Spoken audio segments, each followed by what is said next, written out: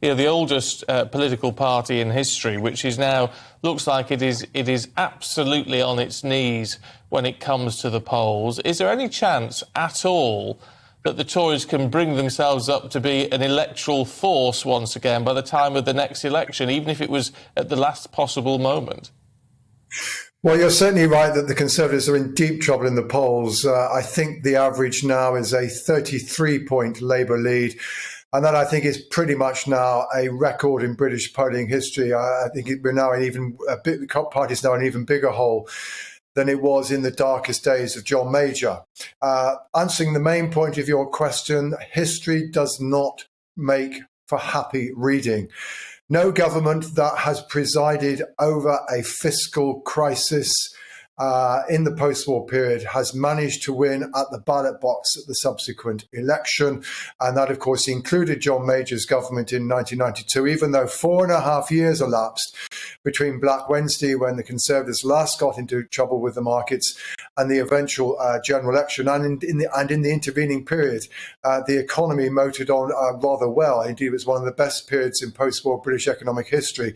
And that's not a prospect that looks very likely during the course of the next 2 years. But the one thing that we can say, and this is why this contest is interesting, is that no previous fiscal crisis has brought about the downfall of the Prime Minister in the way that it has done of Liz Truss. So the question really is, in a sense, it's the question that should now be posed to the candidates in this leadership race, is what would they do to reverse the damage to this country's economy, but also the economic reputation of the Conservative Party, such that perhaps it might be possible this time around to restore the Conservatives' fortunes. Now, I think if we're going to have that debate, it's time to stop talking about what Boris Johnson did or didn't achieve in terms of turning around his party's fortunes last time. The circumstances now are very different, or about the judgment calls he made in the past. There are now very different judgment calls to be made, or equally about how well or badly Rishi Sunak performed as Chancellor.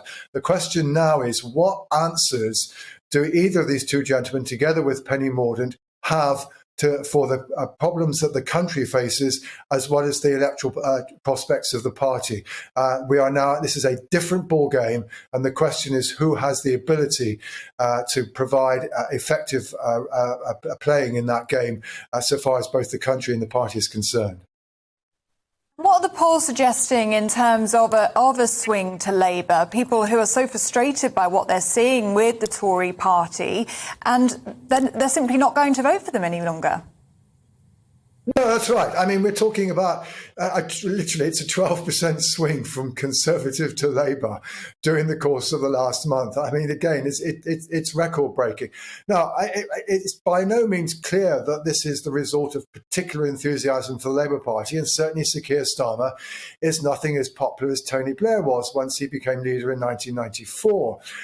However, what does seem to be the case is that the Labour Party is now regarded as a sufficiently acceptable potential alternative government, that it is to the Labour Party that people are turning, given the deep disenchantment that most sections of the public now have with the Conservative Party in the wake of the financial and fiscal crisis into which Liz Truss landed us. And again, that's one of the reasons why, referring back to Boris Johnson's success in turning the party around in 2019, one has to say it was only at 25% in the opinion polls when Mr. Johnson became Prime Minister. But then the problem was the Brexit party point, and that's where the votes had to be got back from, and that's what Boris Johnson has achieved. And two, whatever the merits or demerits of Sir Keir Starmer, he is not Jeremy Corbyn.